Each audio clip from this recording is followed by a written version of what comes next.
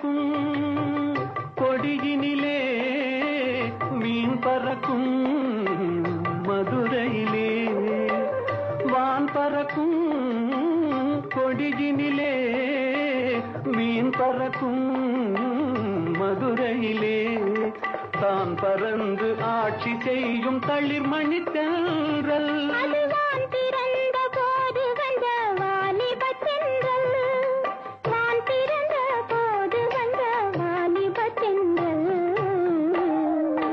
பொதிகை மலை உச்சியிலே புறப்படும் தென்றல் ஆடை தூக்கி வைத்த மேனிலும் கவழ்ந்திடும் தென்றல் பொதிகை மலை உச்சியிலே புறப்படும் தென்றல்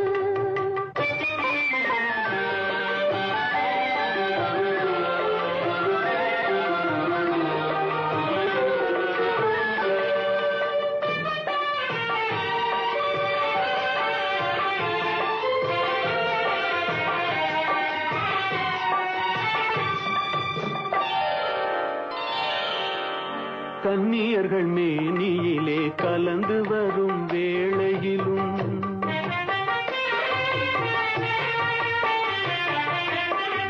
கன்னியர்கள் மேனியிலே கலந்து வரும் வேளையிலும் தன்னுடலை காட்டாத தந்திர தென்றல்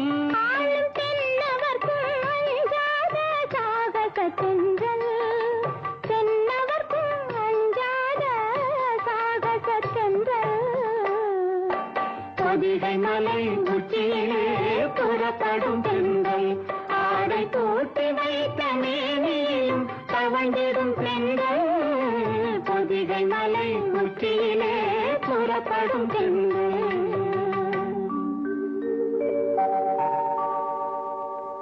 பூங்குழலி, பூரிக்கிறது என் உள்ளம். காரணம்? இந்த பாண்டிய பேரரசுக்கு நீ அரசியாக இருப்பது குறித்து. மன்னவா, பூவோடு சேர்ந்து நாடும் மனம் பெறும் என்பதைப் போல தங்களுக்கு மனையாளாக வாய்த்ததால் தானே இந்த நற்பெயர் பெற்றேன். நாடு வாழ நல்ல மன்னன் வேண்டும்.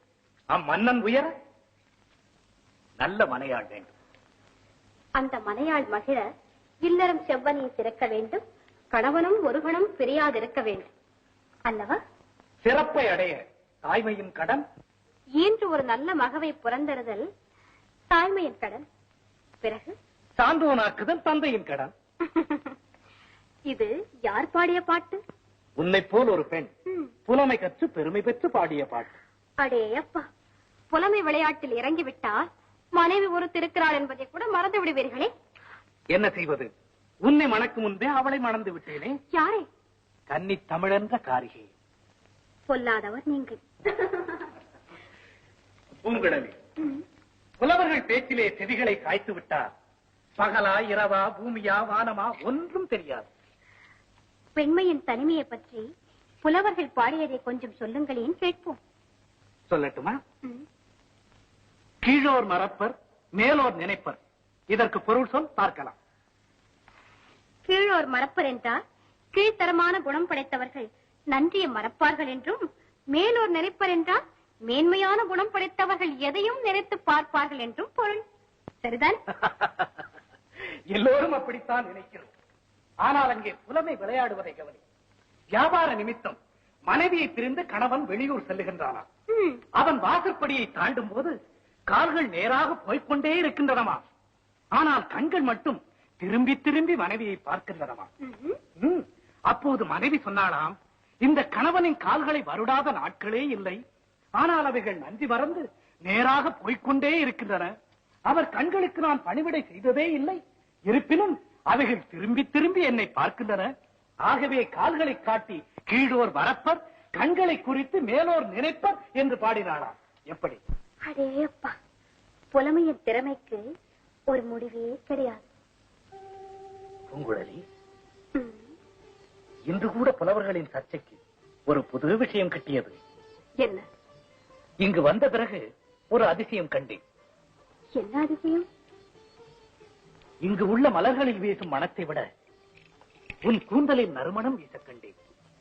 இந்த மனம் பெண்களின் கூந்தலுக்கு இயற்கையாகவே இருக்கிறதா அல்லது செயற்கையில் தானா என்ற ஒரு புது ஐயப்பாடு என் மனதில் தோன்றியுள்ளது. கூந்தலுக்கு இயற்கையில் எப்படி மனம் இருக்க முடியும்? வாசனை பொருள்களை பூசிக்கொள்வதனாலும் மலர்களை சூடிக்கொள்வதனாலும் தான் மனம் உண்டாகும். ஆனால் இப்போது நீ வாசனை பொருள்களை பூசிக்கொண்டிருக்கிறாயா? இல்லையே.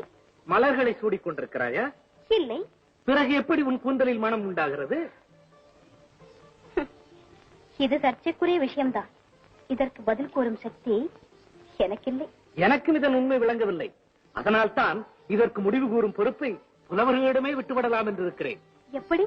பெண்களின் கூந்தலுக்கு இயற்கையில் மனமா அல்லது செயற்கையில் மனமா என்ற எனது சந்தேகத்தை நிவர்த்தி செய்பவருக்கு 1000 பொற்காசுகள் பரிசு என்று நாளையே பறைசாற்ற சொல்லிவிடுகிறேன்.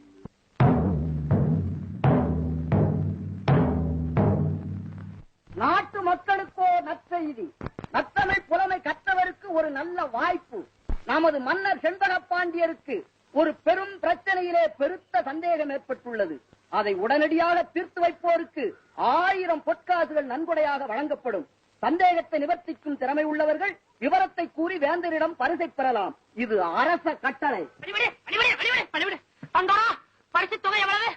1000 பொற்காசுகள். ஐயோ, 1000 பாத்திருக்கீங்களா? கேள்விப்பட்டதே இல்லையே. ஆமா, அரசனுடைய சந்தேகம் என்ன? அதை என்னால தீர்த்து வைக்க முடியுமா? உங்களுக்கு அதனாச்சும் விவரம் தெரியுமா? அது தெரிந்தால் அந்த பரிசு தொகையை நானே அடைந்து விடுவேனே. ஏண்டா சிரிப்பு? 1000 பொற்காசு கட்டா சும்மா விட்டுருவீங்களா? அதானே, அது தெரிஞ்சா நீ ஏன் இவ்வளவு உயரத்துல தண்டோரா போட்டுட்டு இருக்கிற? பரிசு தொகை எவ்வளவு? 1000 பொற்காசுகள். ஐயோ, நான் என்ன பண்ணுவேன்? யார கேட்பேன்? சொக்கா!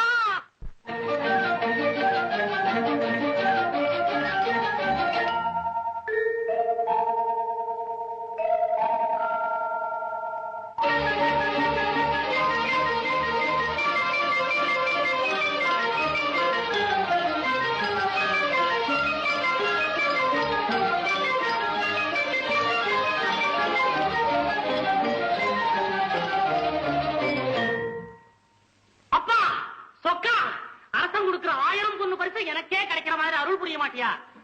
உன் காதல் விழுவாதே. தாயே மீனாட்சி! என்னையா கூப்பிட்டீங்களா? கூப்பிட்டா போ.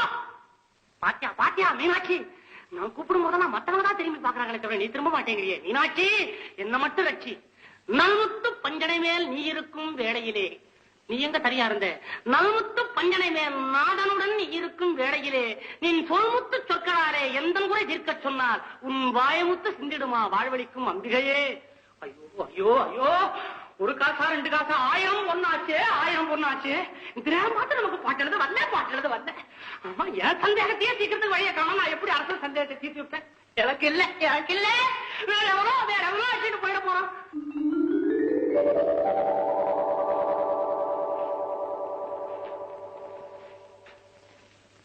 ஐயா போய புலவரை. யாரு அது? அழைத்தது நான் தான். ஏன் அழைச்சீங்க? யாருங்க நீங்க? சொற்சுவை பொருட்சுவை அனைத்தும் கூட்டி சுந்தர தமிழினிலே பாட்டு செய்து செந்தமிழ் கவிபாடும் புலவன் நான்.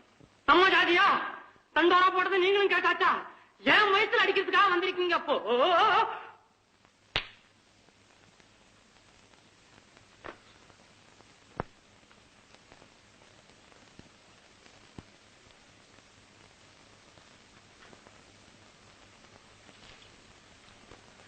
நீங்க வசதி உள்ள புலவர் மாதிரி தெரியுது. ஏன் நீர் என்ன விட்டானே அனல் மூச்சு, அதுல இருந்தே தெரியலையா என் நிலைமை? வேகதுங்க உள்ள. ஓஹோ, அதனால்தான் ஆண்டவனிடம் முறையிட்டு புலம்பிக் கொண்டிருந்தீரோ? ஆமா ஆமா, மனுஷன் கிட்ட சொல்லி ஒரு புண்ணியமும் இல்ல, ஆண்டவன் கிட்டதான் அழுது புலம்புறதுன்னு ஒரு முடிவுக்கு வந்துட்டேன். நீ புலம்பியது என் காதில் விழுந்தது. சரிதான், ஒளிஞ்சிருந்து ஒட்டு கேட்டு இருந்திருப்பீங்க. ஒட்டு கேட்கும் பழக்கம் எனக்கு இல்லை அப்பா. நான் உன் எதிரிலேயே இருந்தேன். ஓஹோ, சரி சரி, நான் கண்ணை மூடிட்டு சாமி கும்பிடும் போது முன்னாடி வந்து நின்றுப்பீங்க, நான் பாத்திருக்க மாட்டேன். உண்மை, கண்மூடித்தனமாக இருப்பவர்களுக்கு நான் தென்படுவதில்லை. அட என்னங்க என்னமோ கடவுள் மாதிரி பேசுறீங்க. அதுவும் உண்மை, நான் முற்றும் கடந்தவன். கொஞ்சம் போச்சனா நான் தாண்டா கடவுள் விழுந்து கும்பிடுன்னு சொல்லுவீங்க போட்டிருக்கேன். அதுவும் உண்மை. கடவுள் உன்னிலும் இருக்கிறார், என்னிலும் இருக்கிறார். பார்க்குமிடமெங்கும் ஒரு நீக்கமர நிறைகின்ற பரிபூரணானந்தமே என்று பாடியவனும் உன்னை போல் ஒருவன் தானே. சாப்பிட்டாச்சா? ஏப்பமா சரிதான், நேரத்துக்கு சாப்பிடுறவங்க போல் இருக்கு. நின்னு நிம்மதியா பேசிட்டு இருக்கீங்க. இங்க இனிமேதான் ஏற்பாடு. வரேன். நெல் வாய் பாண்டியன் சந்தேகத்தை தீர்க்கும் பாட்டு உனக்கு கிடைத்து விட்டால் பரிசத்தனையும் உனக்கு கிடைக்கும் அல்லவா? ஐயோ, அந்த பாட்டு மாத்திரம் எனக்கு தெரிஞ்சது. அடுத்த க்ஷணம் என் கையில 1000 பவுன் பரிசு. கவலைப்படாதே, அந்த பாட்டை நான் உனக்கு தருகிறேன். பாட்டை நீங்க தர்றீங்களா? வேண்டியதுதான். உங்க பாட்டை கொண்டு போய் ஏன் பாட்டுன்னு சொல்லிக்கவா? ஏற்கனவே சொந்தமா எழுதுற பாட்டியே கண்ணாபினான்னு பேசுறாங்க. கொஞ்சம் வசன நடையா எழுதுறேன், இருந்தாலும் போதாதன்னு ஒத்துக்கிட்டு இருக்காங்க. அதையும் கெடுக்கலான்னு பாக்குறீங்களா? பரவாயில்லை. திருடலாங்கிறியா? உனக்கு பரிசு வேண்டுமா இல்லையா? வேணுமே. உங்களுக்கு வேண்டாமா? வேண்டாம். சத்தியமா? நிச்சயமா? உண்மையா? ரொம்ப பேர் பணம் வேணாம் சொல்றவங்கள நான் பாத்துருக்கேன்ல. இப்ப எனக்கு பொருளின் மீது பற்றில்லை அப்பா. பத்தில்லாம தானே உடம்புல இத்தனை நடக்குது. நல்லா நடிக்கிறீங்க. நாடகத்தையே நடத்துபவன் நடிக்க முடியுமா அப்பா? முடியுமா? சரி, என்னது என்னது? அந்த பரிசின் மீது எனக்கு பற்றில்லை, நீ வாங்கிக் கொள்ளு. இப்ப புரிஞ்சுதியா? புதுசா பாட்டு எழுதி பழகுறேன். அத நேரா எடுத்துட்டு போனா எப்படி உதப்பானுங்களோ என்ன பண்ணுவானு பயந்து என்ன சொல்றேன்.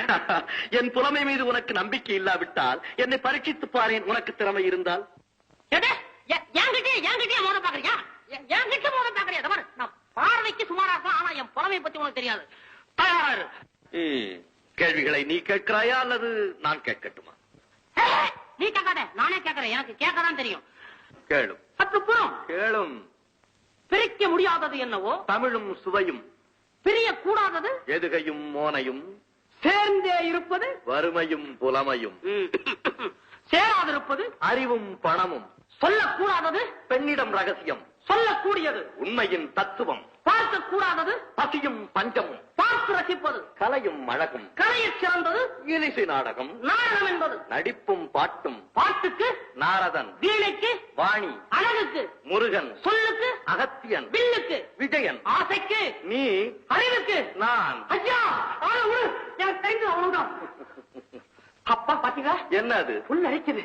ஐயா, நீர் புலவன். நீர்? இல்லை இல்லை, நான் புலவன் இல்லை. நீர் அந்த பாட்டை கொடுங்கள்.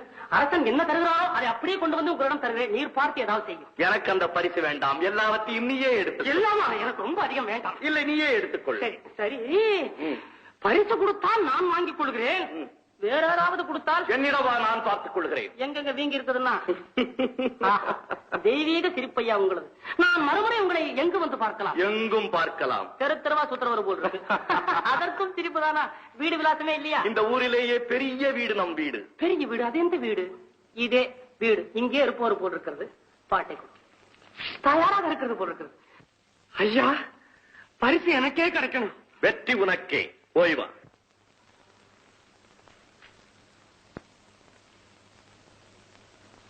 வேண்டாம், வச்சுக்கிறேன். ஏன்? இல்லை வேண்டாம். ஏன்? இல்லை, எனக்கு அடிவைத்தை கலக்குகிறது வேண்டாம். எடுத்துச் செல். சொன்னால் கேளு. வேண்டாம். பரவாயில்லை, எடுத்துச் செல். கோழை. கோழைதான் எனக்கு வேண்டாம். எனக்கு பயமாக இருக்கிறதையா? எனக்கு பயமே ஜெயம். வெற்றி உனதே, பரிசு உனதே. போய் வா. கடவுள் மாதிரி உங்களை நம்பி போறேன். அப்பா சொக்கா.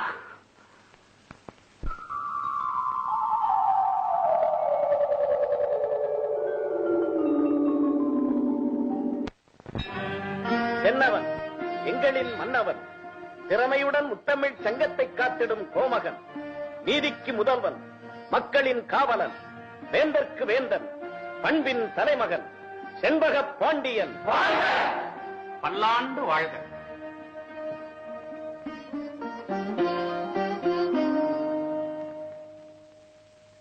அமைச்சரே, என் மனத்தில் இருக்கும் சந்தேகத்தை நிவர்த்திக்கும் பாடலை எவரேனும் ஏற்றி தந்திருக்கின்றார்களா?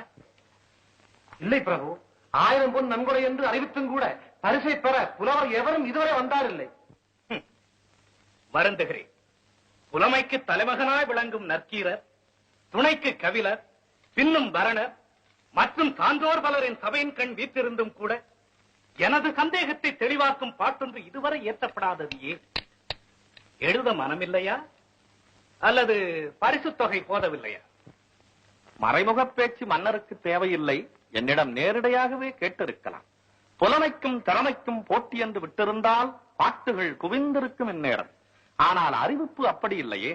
பரிசுக்கு பாட்டு எழுத வேண்டும் என்பதுதானே கட்டளை.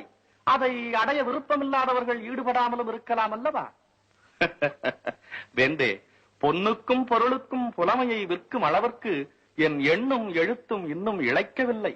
வெகுமதிக்கு முதலிடமில்லை என்றால் விட்டுவிடுங்க. வேந்தனின் சந்தேகம் தீர விளக்கம் சொல்லுங்க. சடலத்தோடு பிறந்தது சந்தேகம். அது என்று தீரப்போகிறது? அது சர்ச்சைக்குரிய பிரச்சனையாகி வளர்ந்து விட்டால் முன்னின்று தீர்க்க வேண்டியது முத்தமிழ் சங்கத்தைச் சேர்ந்தது. அத்தனை பொறுப்பிருப்பதை உணர்ந்தவர் அருகில் இருக்கும் போது அரசனின் சந்தேகத்தை தீர்த்திருக்கலாம் அல்லவா? இத்தனை விவரம் அறிந்த மன்னவரும் பரிசுக்கு பாட்டென்று பறையறிவிப்பதற்கு முன்பே விஷயத்தை புலவரிடமும் விளக்கி இருக்கலாம் அல்லவா? வென்று விட்டேன் நற்கீரரே, எம்மை வென்று விட்டேன். வென்றேன். உம்மை வெல்ல எவரால் முடியும்? வெற்றி திருமகள் என்றும் உம்மையே பற்றிக் கொண்டிருக்கிறாள். மன்னர் மன்னவா, தங்களின் மனச்சந்தேகத்தை போக்கிட பாட்டுடன் தர்மி என்ற புலவர் வந்திருக்கிறார். மிக்க மகிழ்ச்சி. நற்கீரர் பாட விரும்பவில்லை என்றாலும் நாட்டிலே மற்றொரு புலவர் பாடி வேந்தனின் சந்தேகத்தை தீர்த்தார் என்று வருங்காலம் சொல்லட்டும். வரச்சொல். அரச பெருமா, அவையை நாடி வரும் புலவர் பாவம் பொன்னை கண்டறியாதவர் என்று எண்ணுகிறேன். அதனால் தான் புலமையை இங்கே அடகு வைக்கிறார். எப்படியோ என்னுள் இருக்கும் ஐயப்பாடு நீங்குகிறதா இல்லையா? நீங்க வேண்டும்.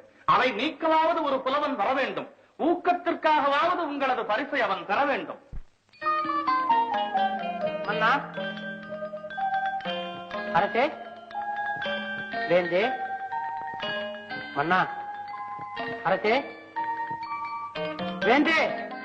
ஐயா, அரச பெருமான் அங்கே. பார் வேந்தே, என்னை பார் வேந்தே. பாட்டுடன் வந்திருக்கும் தர்மியின் வணக்கம். வருக புலவரே, வருக. பரிசு இன்னும் யாருக்கும் கொடுத்துள்ளையே. இல்லை, உமது புலமை வாழ்வாங்கு வாழ்ந்து வையத்துள் நிலைக்கட்டும். எமது சந்தேகத்தை தீர்க்கும் பாட்டை ஏற்றி வந்திருக்கிறீரா? நானே தான் ஏற்றி வந்திருக்கிறேன். எங்கே பாட்டை கூறு. படித்து விடுகிறேன் மன்னா. பொங்குதே வாழ்க்கை அன்சிறை தும்பி காமம் செப்பாது கண்டது மொழிமோ. கூட்டிங்களா? படியும். வரிய விட்ட பயிரியது கெழிய நட்பின் மைரிய செறிய சரிவை கூந்தலின் அறியவும் உழவோ நீ அறியும் பூவே. அவ்வளவுதான். ஆஹா ஆஹா, அருமையான பாட்டு. என் ஐயப்பாட்டை நீக்கும் அற்புதமான கருத்துக்கள், ஆழ்ந்த சொற்கள். தீர்ந்தது சந்தேகம். பரிசு வரும். அமைச்சரே, பொற்களியை எடுத்து வாரும். ஓடும். மன்னா, ஐயோ, 1000 பொண்ணு சொக்கா. நான் எதிர்பார்க்கவே இல்லை. 1000 பொண்ணு. அப்பா, முதல்ல இந்த பால்காரன் கணக்க தீர்த்து விடுவேன். எங்கே சென்ற அமைச்சரே இன்னும் காணவில்லை. அவர் வர்றதுக்கு முன்னால வேற புறவர்கள் யாராவது பாட்டோட வந்துட போறாங்க. வருகிறார். அமைச்சர் வருகிறார். வந்துவிட்டா. தமிழ்ச்சங்கம் தீர்த்து வைக்காத பிரச்சனையை தனி ஒரு புலவனாக வந்து தீர்த்து வைத்த தருமியே, நீவர் வாழ்க. உமது புலமை வளரட்டும். இதோ 1000 பொற்காசுகள் போடும். மன்னா, சற்று பொறுங்கள். புலவரே, இப்படி வருகிறீரா? வரமாட்டேன். பரிசை வாங்கிக் கொண்டு பிறகு வருகிறேன். அதற்குள் என்னையா அவசரம்? மன்னா போடு. அதில் தான் பிரச்சனை இருக்கிறது. இப்படி வா. வந்தேன். என்னையா பிரச்சனை? இப்பாட்டை இயற்றியது நீர்தானே? சரிதான். இங்கே அரசருக்குத்தான் சந்தேகம் என்று நினைத்தேன். ஆனால் இங்குள்ள அனைவருக்கும் அப்படித்தானா? மயிலியர் செறிய இதைவிட ஒரு புலவன் வேற என்ன எழுத முடியும் ஐயா? தயவு செய்து நான் கேட்ட கேள்விக்கு பதில் கூறும். தயவு செய்து உங்கள் கேள்விதான் என்ன, அதை சொல்லும். இப்பாட்டு உம்முடையதுதானே? பின்ன மண்டபத்தில் யாராவது எழுதி கொடுத்து அதையா நான் வாங்கிட்டு வந்திருக்கிறேன். என்னுடையதான் ஐயா. அப்படியானால் அதற்கு விளக்கம் கூறி பிறகு நீர் பரிசை பெற்று செல்லலாமே. போங்கப்பா, அரசருக்கே விளங்கி விட்டது. இடையில் நீர் என்ன? நான் ரொம்ப கஷ்டப்படுகிறேன். இடையில் இவர் வேறு கேள்விகள் கேட்கிறார். உமது பாட்டில் பிழை இருக்கிறது. இருந்தால் என்ன? எதற்கு சொல்கிறேன்? பரிசு இல்லையா? எவ்வளவு பிழை இருக்கிறதோ அதற்கு தகுந்தபடி பரிசில் குறைத்துக் கொள்ளுங்களேன். தர்மியே, சரியான பாட்டிற்கு எமது மன்னவர் பரிசளிக்கிறார் என்றால் அதை பார்த்து சந்தோஷப்படும் முதல் மனிதன் நான் தான். ஆனால் அதே சமயத்தில் இறையனாரும் எம்பெருமான் முருகவேலும் அகத்தியரும் கட்டிக்காத்த தமிழ் சங்கத்திலே பிழையான ஒரு பாட்டிற்கு பாண்டியன் பரிசளிக்கிறார் என்றால் அதைக் கண்டு வருத்தப்படுபவனும் அடியேன் தான். ஓஹோ, இங்க எல்லாமே நீர்தானா? பொங்குதேர் வாழ்க்கை நல்ல பாட்டுங்க இது. வேடிக்கைக்கு இது இடமல்ல. சரிதான். விளக்கம் கூறி வெகுமதியை தாம் பெற்று செல்லலாம். பெரியவர, விளக்கம் நட்டு விஷயம் தெரியாம ஏன் உயிரை வாங்குறீங்க? உயர்வான தமிழ் பாட்டின் உயிரை நீர் வாங்க வேண்டாம் என்று உமக்கு நானும் எச்சரிக்கை செய்கிறேன். இதுக்குதான் சொல்றது, புதுசா பாட்டு எழுதுறத நம்பி ஒரு காரியத்துல இறங்காதேன்னு உட்கார்ந்து நல்லா வர்றேன். என்ன புலம்புகிறீர்? நான் என்ன புலம்புறேன்? வேகரையா. எதற்காக? என் சிறந்த குடும்பத்தை நினைத்து வருகிறேன். பரிசு வேண்டாமா? வேண்டாம். என்ன பெரிய பரிசு? என் நிலைமைக்கு 6 பாட்டு எழுதி கொண்டு வந்து இது மாதிரி இடைஞ்சல்கள் எதுவும் இல்லாமல் இருந்தால் அதுவும் பத்தாது. ஒன்னும் பிரயோஜனம் இல்லை. ஒன்று நிச்சயம் ஐயா. என்ன? பாட்டெழுதி பேர் வாங்கும் புலவர்கள் இருக்கிறார்கள். குற்றம் கண்டுபிடித்தே பேர் வாங்கும் புலவர்களும் இருக்கிறார்கள். சிரிக்காதீர்கள். இதில் நீர் எந்த பிரிவை சேர்ந்தவர் என்று உங்களுக்கே தெரியும் என்று நினைக்கிறேன். ஒன்று நிச்சயம் ஐயா, உம்ம மாதிரி 2 புலவர்கள் வேண்டாம், நீர் ஒருத்தரே போதும். இருந்தால் உலகம் உருப்படும். முடிந்தால் மன்னரிடத்தில் சொல்லுங்கள், எனக்கு பரிசு வேண்டாம்.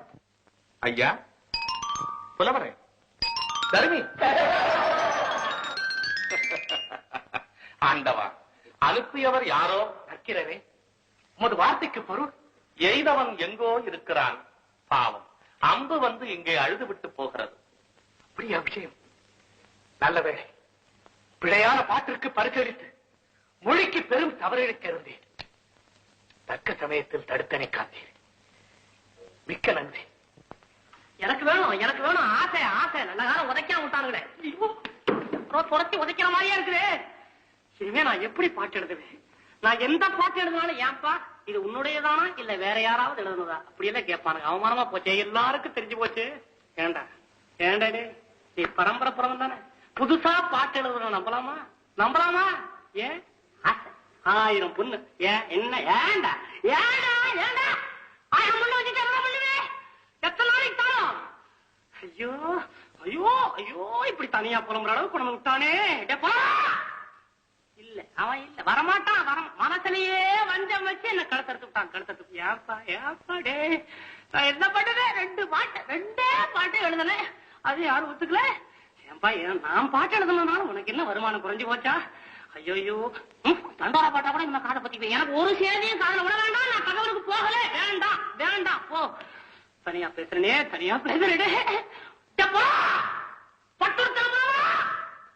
அவனை கூப்பிடக்கூடாது. ஏன் எது கூப்பிடணும்? அவனை நம்பி புலம்ப போச்சு, கத்தி பொருளும் போயிட போகுது. அவன் இல்லை, வரமாட்டான், நம்பாதே. ஏப்பா என்னப்பா பாட்டு எழுதல, நான் புலவன் இல்லை, நான் பாட்டு எழுதல, எனக்கு வராது. போடா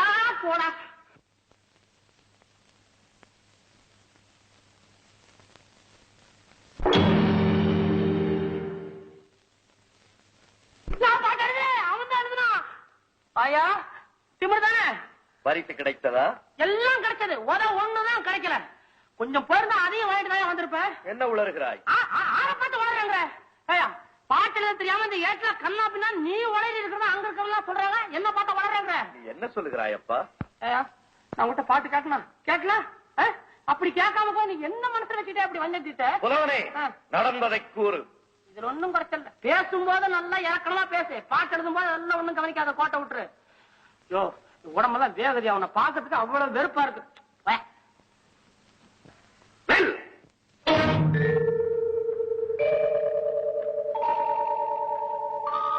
சபையில் நடந்ததை கூறு.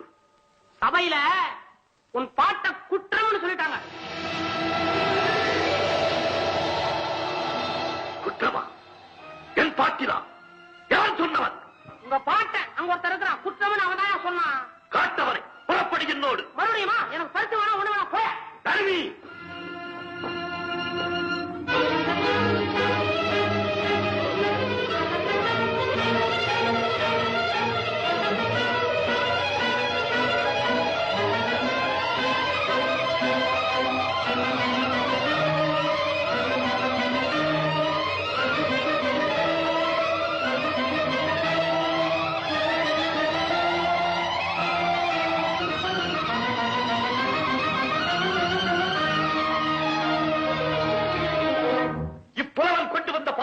சபையிலே குற்றம் கூறியவன் எவன்?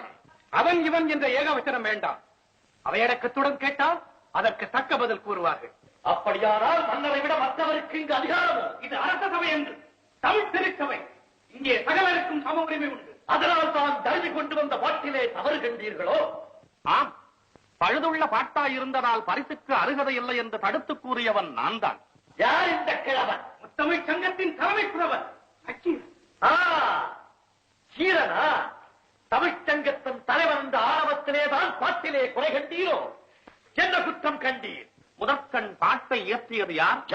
யாம் ஏற்றினோம். எழுதிய நீர் வராமல் இன்னொருவரிடம் கொடுத்து அனுப்பியதற்கு காரணம்? அது நடந்து முடிந்த கதை, தொடங்கிய பிரச்சனைக்கு வாரும். புலவர்க்கு முதலில் பொய்யுரை தேவையில்லை, அதைத்தாம் புரிந்து கொள்ள வேண்டும். புரிந்தது, புரியாதது, தெரிந்தது, தெரியாதது, பிறந்தது, பிறவாதது அனைத்தும் அறிவோம். அது பற்றி உமது அறிவுரை தேவையில்லை. எல்லாம் எவருக்கு தெரியும். எல்லாம் தெரிந்துவிட்டால் எழுதும் பாட்டிலே பட இருக்காதென்று அர்த்தமா? அது பற்றி நான் குற்றம் கூறக்கூடாது. கீரன் என் பாட்டிலே குற்றம் கூறுகிறாரா? கூறும் கூறும் கூறி பாரும். புலவர்களே, சாந்தமாக உரையாடுங்கள். புலமைக்கு சர்ச்சை தேவைதான், ஆனால் அது சண்டையாக மாறிவிடக் கூடாது. சண்டையும் சச்சரவும் புலவர்களின் பரம்பரை சொத்து. அதை மாற்ற யாராலும் இயலாது. பொறுத்து பாரும்.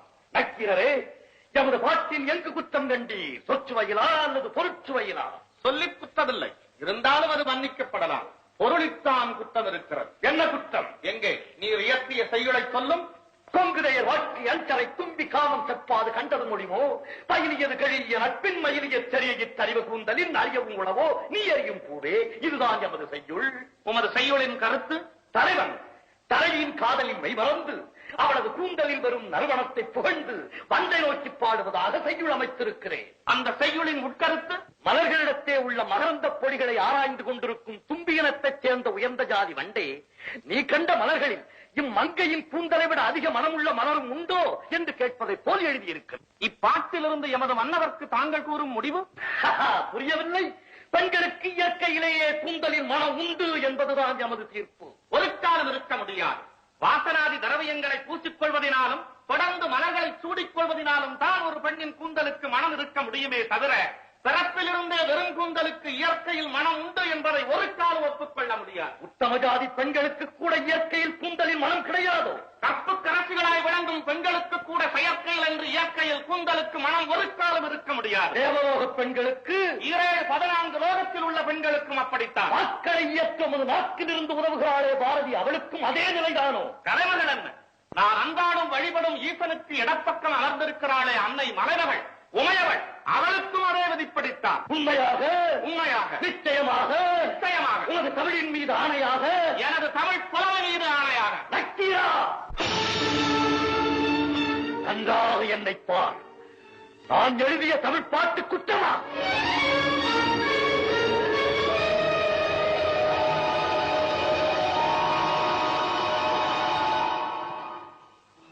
ஆண்டவா, புலவரே, நீரே முக்கண் முதல்வனாயும் ஆகுக. உமது நெற்றியில் ஒரு கண் காட்டிய போதிலும் உமது உடம்பெல்லாம் கண்ணாக்கி துட்ட போதிலும் குற்றம் குற்றமே. நெற்றிக்கண் திறப்பினும் குற்றம் குற்றமே. அங்கம் புழுதிபட அருவாளி நெய் பூசி பங்கம் படவ 2 கால் பரப்பி தங்கதனை கீரன அறுக்கும் நக்கீரனோ எம் கவியை ஆராய்ந்து சொல்லத்தக்கவன். சங்கருப்ப ரெங்ககுலம் சங்கரனார் கேதுகுலம் தங்கை அறிந்துண்டு வாழ்வோம், அரணே உன்போல் இறந்துண்டு வாழ்வதில்லை. நக்கீரா,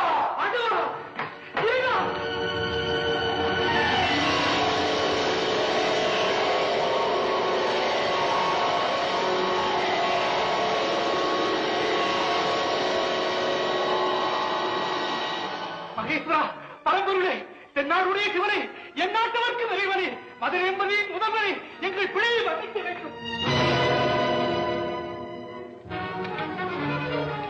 ஐயனே, எம்பெருமானே, ஆண்டவா, மகேஸ்வரா, பரமேஸ்வரா, சொக்கநாதா, இறைவா, எம்பெருமானே, மகேஸ்வரா, அருள்வடிவே, ஆண்டவா, பரமேஸ்வரா, மகேஸ்வரா, தேவா. கண்பக பாண்டியனே,